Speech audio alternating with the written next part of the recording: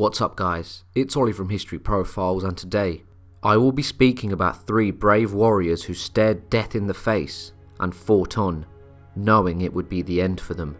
They faced entire armies alone, and their last stands have gone down in legend. This video is dedicated to them.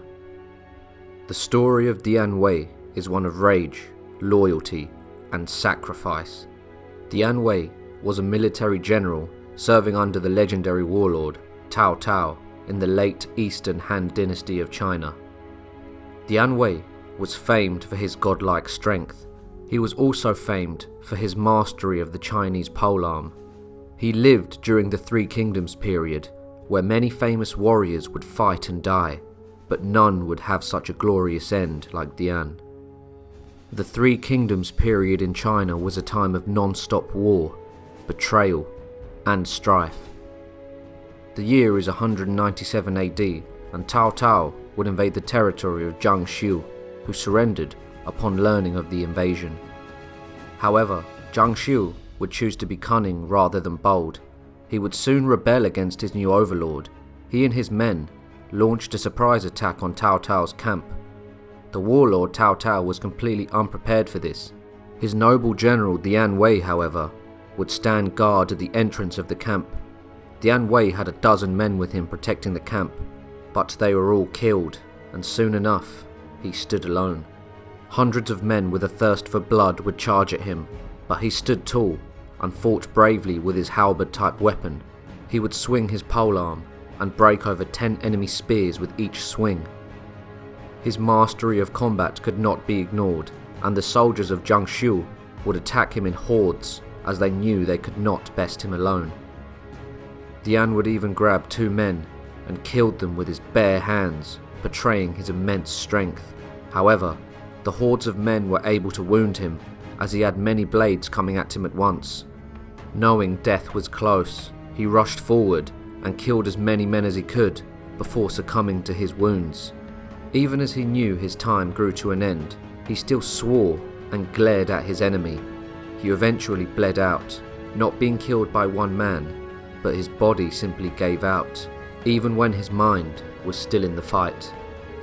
Cao Cao would mourn his faithful general, as he had just lost one of his greatest and most loyal warriors. The story of the last stand of Benkei is a tale of honor, bravery, and unwavering loyalty. Benkei was a warrior monk who lived in the latter years of the Heian period of Japan. By the age of 17, he was 6'6" tall, which was an absolute monster compared to the rest of the men in Japan at the time, and he hated the samurai class, for he thought them to be arrogant and not worthy of their status. Benkei gave himself a mission of taking 1,000 swords from samurais he killed in single combat. He took 999. He would then challenge a man named Yoshitsune in single combat, but he lost.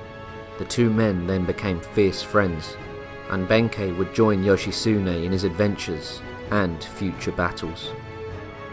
Many years later, after dozens of battles, his best friend, Samurai Yoshitsune Minamoto, had been outlawed by his brother the Shogun, who was the military dictator of the country.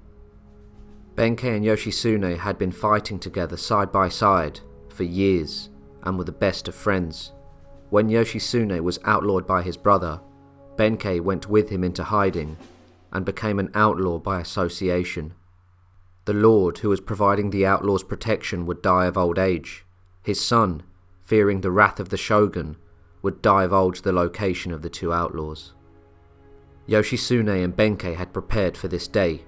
Knowing this would be their end, and tired of running, Benkei stood guard on a bridge in front of the main gate to protect Yoshitsune, while he retired to the inner keep. Hundreds of the shogun's soldiers would charge at Benkei, however they all met a swift death. It is said that he killed an excess of 300 soldiers who came at him man on man. Benkei was the master of 7 weapons, but preferred to use his huge spiked war club, his sword, and his iron staff. He would swing his spiked war club at the shogun's soldiers. He was so powerful that 2 or 3 of them at a time would be lifted from the ground, with most of their bones shattering upon impact. He was completely unmatched in combat, except by the man he was protecting. Knowing that facing the monstrous Benkei would mean certain death, the soldiers decided to fire volleys of arrows at him. After hundreds of arrows had been fired, an arrow-filled Benkei remained there standing, guarding the main gate. The man who was rumoured to be the son of a demon seemed to be immortal. Some soldiers dared to cross the bridge to take a closer look at Benkei, who was somehow still standing. As they approached, the gigantic man fell to the ground, having died standing upright. This is now known as the standing death of Benkei. Benkei's best friend Yoshisune, rather than surrender, killed his own wife and children to prevent them having the dishonour of being captured. He then turned the blade on himself and committed seppuku, a ritualistic form of samurai suicide. This is a tale of rage, loyalty, and bloodshed. The year is 1066, and an unnamed Berserker would make his mark on history with steel, bravery, and blood. Even the English would pay their respects to him in the Anglo-Saxon Chronicle, writing about his valour and how no man could match him. In 1066, King Harald Hardrada of Norway would invade England, trying to claim the English crown as his own. Harold and his army would defeat the forces of the Earl of Mercia and would take over the city of York. The King of England, Harold Godwinson, soon learned of this. At this point, the army of Northmen were camped at Stamford Bridge, waiting for hostages to be sent to them. Harold Godwinson and his army marched so quickly across England that they took the Viking force by surprise and began to attack them when they weren't even armed. The Viking force began to flee across a bridge and were being cut down at every angle by armoured men who were ready to fight. When the time came for an all-out slaughter, the bridge became a choke point that the English just couldn't cross. This was due to one lone Viking berserker. The huge axeman stood alone on the bridge. He was fearless, facing the entire English army, who came charging at him, wanting to kill him quickly to finish off the rest of the Viking force. No one who faced the unnamed Viking head-on lived to tell the tale. He would swing his two-handed great axe like a madman, with unlimited energy. It is said that he stood firm on the bridge for such a long time that the Viking army were able to arm themselves and form a shield wall to prepare themselves for the incoming assault. The unnamed Viking berserker killed over 40 Englishmen, as none could get past him. The English soldiers would have to step over a mountain of corpses just to get the chance to fight him. All attempts from the English to fight this man ended with a swift death. It is said that weapons and arrows could not hurt him. He seemed to be in a trance, and all he could do was kill his enemy and hold the bridge.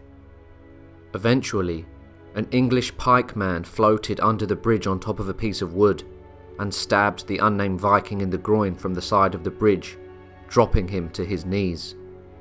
He was then pounced on by English soldiers and slain, just as they had seen him kill so many of their men. The English soldiers would then wipe out the Viking army and even kill their king Harald Hardrada, and just like that, the Viking age came to an end. The legendary deed of one lone unnamed Viking berserker went down in legend, as it is recorded in both the Anglo-Saxon Chronicle and in many sagas, being one of the most heroic last stands in history. The name of this man died with Harald Hardrada's army. These were 3 great last stands that have gone down in legend. The deeds of these men have been immortalised due to their bravery, loyalty, and love of battle. It's a shame we don't know the name of the lone Viking berserker, but his story will live on forever, as will the tales of the other warriors. If you think there are any other last stands that are worth mentioning, let me know in the comment sections down below. If you enjoyed the video, make sure to like and subscribe and hit that notification bell, and I'll see you all soon for another history profile.